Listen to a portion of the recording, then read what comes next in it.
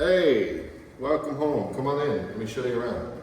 In every bedroom and in the living room, you always have one outlet that is connected to a switch. So you'll notice that there is no overhead light, but there is a switch in the wall over here. This switch actually controls the power to one of the outlets. If you find that you have an outlet with no power, go ahead and flip on this switch here, and it should work.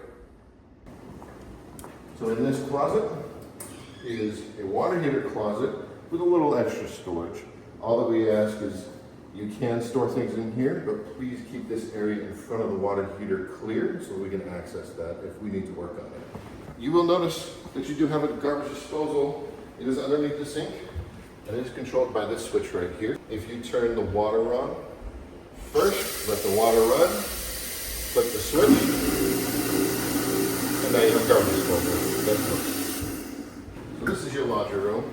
You have an overhead light in here, combination washer and dryer, and then right here is your indoor HVAC unit, which you should never have to touch, but just so you know, this is what's in here. And speaking of HVAC, I wanted to show you the thermostat.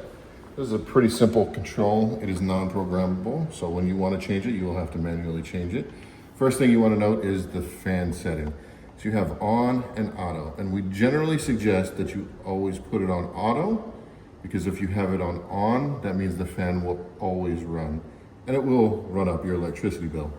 So keep the fan on auto, and then you have your cool, heat, and emergency heat, as well as the off. So make sure that you have it selected to the correct one. This right here will control your temperature setting, so the up and down arrows, it will cause it to be set to the temperature that you want it at.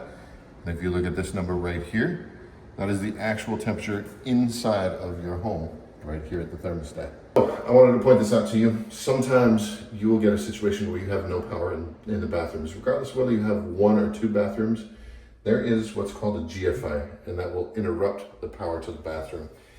If you have no power in the bathrooms, all you have to do is go right here to this reset button.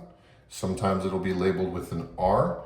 Press that, and it'll reset. And just to show you, this is a test button right here. You hear it pop out. When you press the reset button, you'll hear it click, and it's good to go. Then you can plug it up. You should have power again. I want to show you your breaker panel. So this right here is your electrical panel. It is the electrical heart of your home, and all the electrical runs into this and then gets distributed to each room and each appliance individually. If you have a problem with the power to an appliance or to a particular room, you can come to this electrical panel, you can open it up, and notice that all the breakers, when they are on, they are pointed towards the center. So the ones on this side should be pointed this way, and the ones on this side should be pointed that way. And you can go and check to make sure that they're on. Now, if you find that one of the breakers is halfway between the on and off, that means that it's tripped. And what you'll need to do, as a demonstration, you want to turn it all the way off and then turn it back on. If you try to just turn it back on, it won't reset. But if you turn it off and then on, you can reset the power. That should fix the issue with the power. Now, if that does not fix it, you can go ahead and give maintenance a call. We'll come out and take a look at it.